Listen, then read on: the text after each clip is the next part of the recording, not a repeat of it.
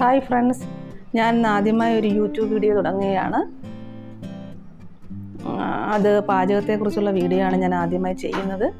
അതിനകത്ത് തെറ്റും കുറ്റങ്ങളും ഒക്കെ ഉണ്ടാവാം. എന്നാലും അതൊക്കെ ക്ഷമിച്ച് എല്ലാവരും എൻ്റെ കൂടെ കൂടുമല്ലോ. ഞാനും ഒരു വീട്ടമ്മയാണ്. എല്ലാ വീട്ടമ്മമാരും ചെയ്യുന്നത് പോലെ തന്നെ നമ്മൾ രാവിലെ എഴുന്നേറ്റ് അടുക്കളയിലേക്ക് കയറിക്കഴിഞ്ഞാൽ പിന്നെ ആകെ ഒരു ഓട്ടവും വെപ്രാളവും ഒക്കെയാണ്. മക്കളെ സ്കൂളിൽ വിടാനും മറ്റുള്ള ജോലികളും കാര്യങ്ങളും തിരക്കുകളും ഒക്കെയാണ് ഇന്ന് ഞാൻ ആദ്യമായി ഇവിടെ ചെയ്യുന്നത്. രാവിലെ എഴുന്നേറ്റ് മറ്റ് ജോലികളൊക്കെ ചെയ്തതിന് ശേഷം അടുക്കളയിലേക്ക് കയറി രാവിലെ കാപ്പിയുടെ പരിപാടിയാണ് ഇന്ന് നമ്മൾ ഉണ്ടാക്കുന്നത്. ചപ്പാത്തിയും ഒരു വെജിറ്റബിൾ കുറുമയുമാണ്. എന്നാൽ നമുക്കിനി വീഡിയോയിലേക്ക് പോകാം. ഞാനിവിടെ ചെയ്യുന്നത് വെജിറ്റബിൾ കുറുമയ്ക്ക് വേണ്ടിയുള്ള പച്ചക്കറികൾ അരിഞ്ഞെടുക്കുകയാണ്. കിഴങ്ങും ക്യാരറ്റും സവാളയും പച്ചമുളകും ഒക്കെയാണ് ഞാൻ അരിഞ്ഞെടുക്കുന്നത്. ബീൻസും ഒക്കെ ഉണ്ട്. നമുക്ക് അത് കറി വെക്കാനുള്ള തയ്യാറെടുപ്പാണ്. ഇതൊക്കെ അരിഞ്ഞ് നമ്മൾ കഴുകി നമ്മൾ നാടൻ രീതിയിലാണ് കറിച്ചട്ടിയിലാണ് വെക്കുന്നത്. പച്ചക്കറിയെല്ലാം നമ്മൾ കഴുകി വാരി ചട്ടിയിലാക്കി അടുപ്പത്തേക്ക് വെച്ചു. അതിൽ കുറച്ച് വെള്ളം കൂടി ഒഴിച്ചു കൊടുക്കണം. ഇവിടെ ഞാൻ ആദ്യമേ തന്നെ എണ്ണയ്ക്കകത്ത് വഴറ്റിയല്ല വയ്ക്കുന്നത്. എണ്ണയൊക്കെ വളരെ കുറച്ചാണ് ഞങ്ങൾ ഉപയോഗിക്കുന്നത്.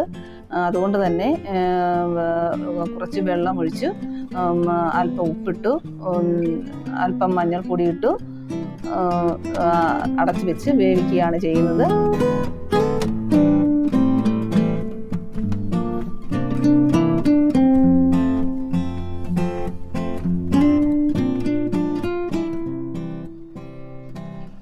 എന്നിട്ട് നമ്മൾ അടുപ്പത്ത് വെച്ചതിന് ശേഷം അതിന് അരപ്പും കാര്യങ്ങളും ഒക്കെ ചേർക്കണമല്ലോ. അതിന് നമ്മൾ അതിന് മുമ്പായിട്ട് ഞാൻ കറിവേപ്പില ഒടിക്കുകയാണ്. എനിക്ക് കുറച്ച് കറിവേപ്പും കാര്യങ്ങളും ഒക്കെ ഉണ്ട്. നാടൻ കറിവേപ്പിലയാണ്. അത് ഞാൻ 2 തണ്ട് ഒടിച്ചുകൊണ്ട് വെച്ചു. എന്നിട്ട് ഞാൻ തേങ്ങ പൊട്ടിച്ചു തേങ്ങ തിരുമ്മി അതിനെ അരയ്ക്കാൻ വേണ്ടി പോവുകയാണ്. തേങ്ങയും തേങ്ങയുടെ കൂടെ പെരിഞ്ചീരകം, പട്ട ഒരു കഷ്ണം, ചുവന്നുള്ളി ഇതൊക്കെ ചേർത്താണ് നമ്മൾ അരയ്ക്കുന്നത്. 2 കഷ്ണം വെളുത്തുള്ളി ഇതും ചേർക്കുന്നുണ്ട്. നല്ലതുപോലെ അരച്ച് കുഴമ്പ് പരുവത്തിലാക്കി അരച്ച് നമ്മൾ കറിച്ചട്ടിയിലേക്ക് ഒഴിക്കുകയാണ് ചെയ്യുന്നത്.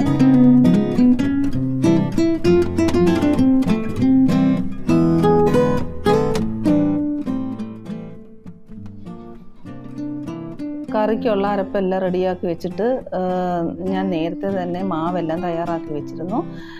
ചപ്പാത്തിക്ക് വേണ്ടുന്ന മാവെല്ലാം കുഴച്ച് വെച്ചപ്പോഴാണ് എൻ്റെ മോൻ ഓടി വന്നിട്ട് പറഞ്ഞത്, അമ്മേ എനിക്ക് ചപ്പാത്തി വേണ്ട, പൂരി മതിയെന്ന്. അപ്പോഴത്തേക്ക് മോന് സ്കൂളിൽ പോകാനൊക്കെയുള്ള സമയമായി വന്നിരുന്നു. ഞാൻ പെട്ടെന്ന് തന്നെ അതിനകത്തുനിന്ന് 2-3 ഉരുള മാവെടുത്തിട്ട് പൂരിക്കുള്ളത് പരത്തിക്കൊണ്ടിരിക്കുവാണ്.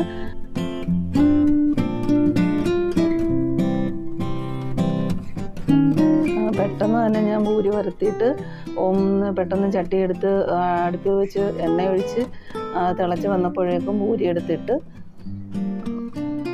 പൂരി റെഡിയായിക്കൊണ്ടിരിക്കുകയാണ്. അത്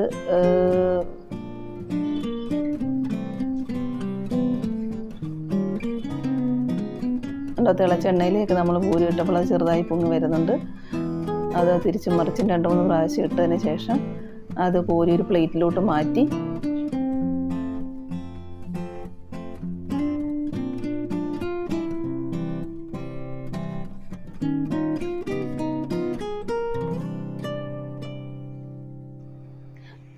നമ്മൾ പൂരി എല്ലാം റെഡിയാക്കി വെച്ചതിന് ശേഷം വീണ്ടും കറിയിലേക്ക് വന്നു. അരപ്പ് എല്ലാം അരച്ച് വെച്ചിരുന്നത് കലക്കി കറിയിലേക്ക് ഒഴിച്ച് അത് റെഡിയായി വന്നുകൊണ്ടിരിക്കുകയാണ്. അതിലേക്ക് അല്പം മഞ്ഞൾപ്പൊടിയും കൂടി ഇട്ട് കൊടുത്തു. ഒന്ന് ഉപ്പ് പാകത്തിനാണോ എന്ന് നോക്കി കറി ഇച്ചിരി കുറുകി വരാൻ വേണ്ടി ഒന്നുകൂടി അടുപ്പിൽ വെച്ചേക്കുവാണ്.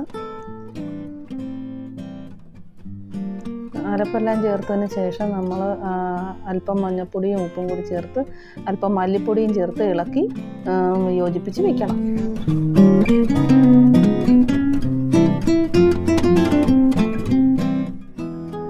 കൂട്ടാനെല്ലാം പാകമായി വന്നപ്പോഴേക്കും നമ്മളൊരു ഫ്രൈ പാൻ എടുത്ത് അടുപ്പിലേക്ക് വെച്ച് അതിലേക്ക് എണ്ണ ഒഴിച്ച് കടുകിട്ട് പൊട്ടിച്ച് കറിവേപ്പിലയും ചുവന്നുള്ളിയൊക്കെ അരിഞ്ഞിട്ട് കടുക് വറുത്ത് കറിയിലേക്ക് ചേർക്കാൻ പോവാണ്.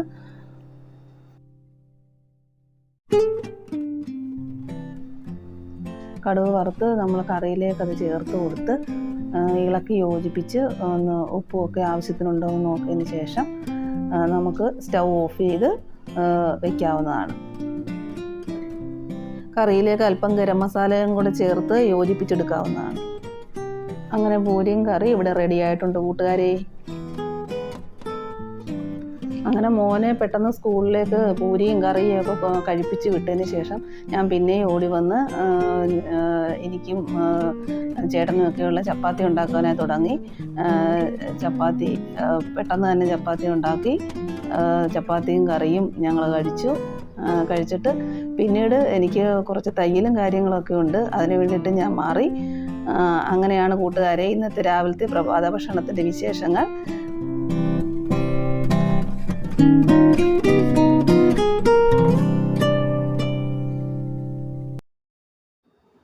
അപ്പോൾ ഇന്നത്തെ എൻ്റെ വീഡിയോ എല്ലാവർക്കും ഇഷ്ടമായെന്ന് കരുതുന്നു.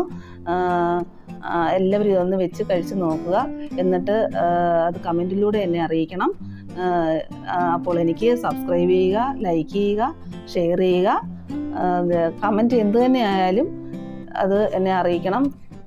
പുതിയൊരു വീഡിയോയുമായി നമുക്ക് കണ്ടുമുട്ടാമെന്ന പ്രതീക്ഷയിൽ നന്ദി, നമസ്കാരം.